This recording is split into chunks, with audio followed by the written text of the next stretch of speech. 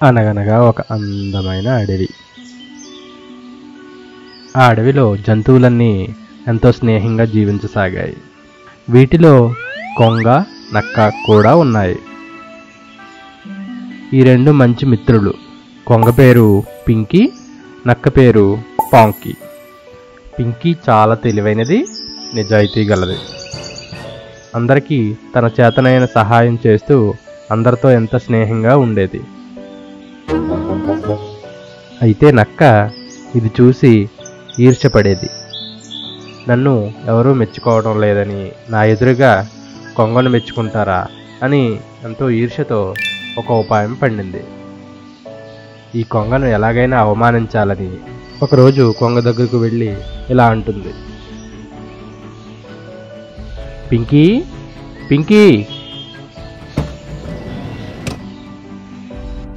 ఎవరు? పాంకీ, ఇటొచ్చావేంటి? ఏం లేదు, నిన్ను అందరూ అలా మెచ్చుకుంటుంటే నాకు చాలా సంతోషంగా ఉంది పింకీ. నీలాంటి వాడు నా స్నేహితుడు అవ్వడం నాకెంతో అదృష్టం. అందుకే నీకో విందు ఇవ్వాలని నిర్ణయం తీసుకున్నా. అందుకే నిన్ను అడగడానికి నీ అనుమతి కోసం వచ్చా.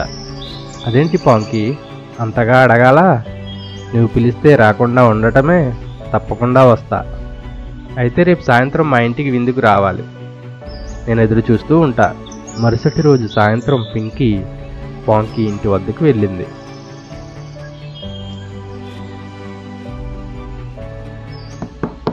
పాంకీ, పాంకీ,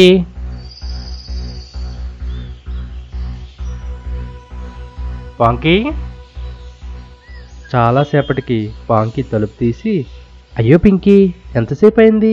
నేను వంటలో పడి వినిపించలేదు. ఏమీ అనుకోకు, రా లోపలికి.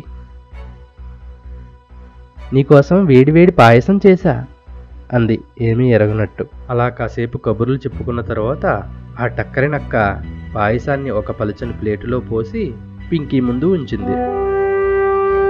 పాపం పింకీ తినడానికి చాలా ఇబ్బంది పడుతుంది. ఎందుకంటే తన మూతి పొడవుగా ఉంటుంది కదా, మరి ఆ ప్లేట్లో తినడం కష్టమే. పింకీ ఇబ్బంది పడడం చూసి పాంకీ తనలోనే తాను ముసిముసి నవ్వులు నవ్వుకోసాగింది. అదేంటి పింకీ, తినకుండా అటు ఇటు దిక్కులు చూస్తావే? ఇంత తెలివైన దానివి ఆ ప్లేట్లో పాయసం తాగలేవా? ఇదంతా పాంకీ కావాలనే చేసిందని గ్రహించింది. లేచి అక్కడ నుంచి ఇంటికి బయలుదేరింది.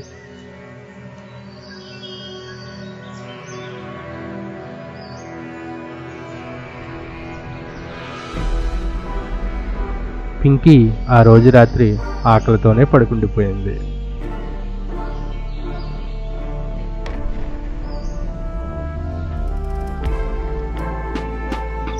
ఇలా కొన్ని రోజులు గడిచాక పింకీ పాంకీని తన ఇంటికి విందుకు ఆహ్వానిస్తుంది.